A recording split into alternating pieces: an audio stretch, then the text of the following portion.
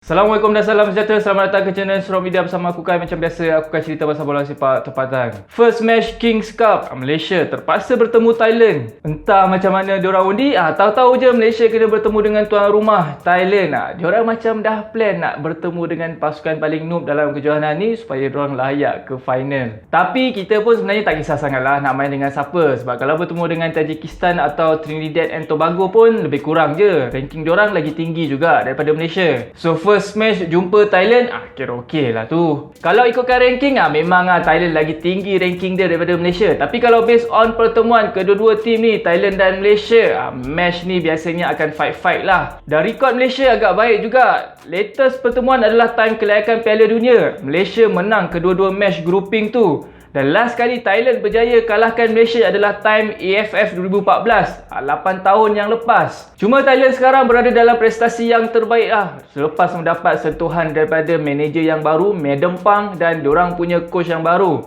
Alexander Paul King. Cuma macam Malaysia juga, diorang layak ke Piala Asia pada tahun depan dan diorang juga merupakan juara bertahan Piala AFF sekarang ni. Sebagai tuan rumah, diorang confirm kalau boleh nak menang Kings Cup ni. Malulah negara penganjur kalah pula kan. So diorang memang tak ada simpan-simpan player, bawa je the best player yang diorang ada. Antaranya dua player yang berasli di Jepun, iaitu Chanatip Songkrasin yang bermain dengan Kawasaki Frontale dan Supachok yang bermain dengan Hokkaido. Selain itu, diorang juga bawa striker berpengalaman diorang, iaitu Terasil Dangda, Supachai Jaidet dan Supanat Muenta. Cuma kali ni diorang tak bawa player-player naturalisasi je macam Tristan Do, Philip Roller dan Ilyas Dola. Match ni Thailand main dengan formasi 4-2-3-1. Key player dalam formation ni sudah tentu Chanatip Songkrasin sebagai titik utama di zon 14 diorang. Malaysia pula atas kertas bermain dengan formasi 3-4-3. Tapi bila bertahan, Malaysia akan membentuk formasi 5-3-2 atau 5-2-3, memaksa Corbin Ong dan Arif Aiman turun untuk membentuk 5 back bertahan. Bila attacking pula, Malaysia akan merubah formasi kepada 4-2-3-1. Kali ini menolak pula Matthew Davis dan Corbin Ong ke kedudukan yang lebih tinggi untuk membantu bahagian serangan. Time attacking juga, Malaysia akan dibantu oleh double pivot di bahagian tengah, iaitu Brandon Gan dan Azam Aziz. Antara benda yang aku suka juga dengan Kim Panggon ni,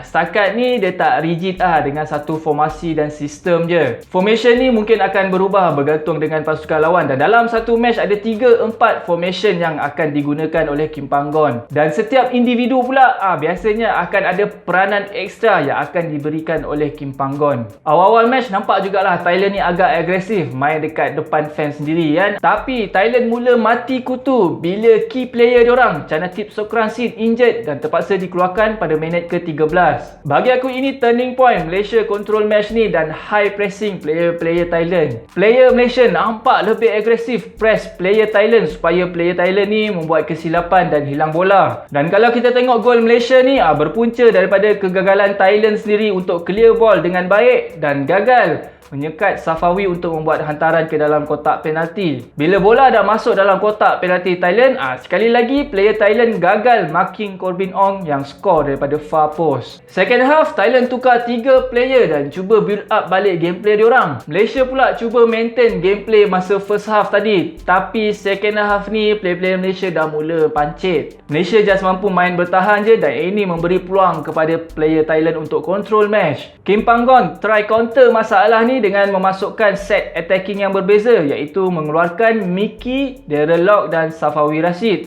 dan memasukkan Akia Rashid, Syafiq Ahmad dan Sumareh. Tapi trio attacking yang masuk ni tak berapa nak function, sebab player-player midfield di bahagian tengah yang sepatutnya supply bola ke attacking dah pancit teruk time ni. Diorang just main deep dan support bahagian defend je. Akhirnya Azam Aziz dah mula cramp kaki dan hilang fokus. Dia banyak kali buat fall yang tak sepatutnya. Tapi instead of tukar midfield, Kim Panggon membuat keputusan untuk memantapkan bahagian pertahanan dengan memberi debut kepada Azam Azmi dan Declan Lambert. Kesudahannya macam semua orang tahu Azam Aziz buat fall time last minute, time injury time.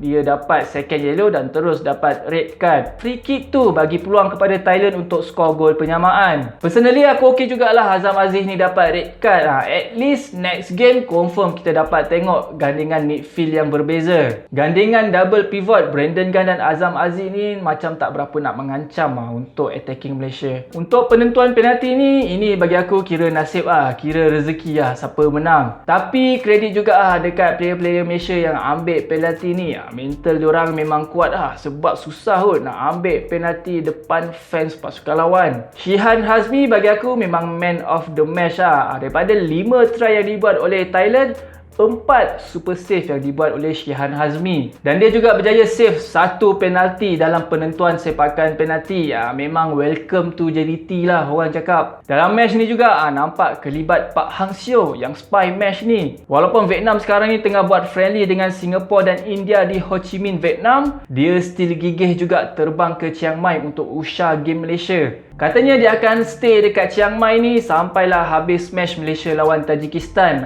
Lepas tu dia terus fly ke Vietnam untuk manage Vietnam bertemu dengan India pula. Memang gigih betul Pak Hang Seo ni sebab Malaysia dan Vietnam sama grouping dalam Piala AFF hujung tahun ni. Anyway, walaupun Malaysia menang dalam penentuan penalti dan layak ke final, tapi bagi aku still rugi sikit lah sebab kita rugi dekat point FIFA ranking tu. Tapi tak apalah, kita jumpa lagi dalam perlawanan final nanti. Jumpa lagi on the next video. Assalamualaikum dan salam sejahtera.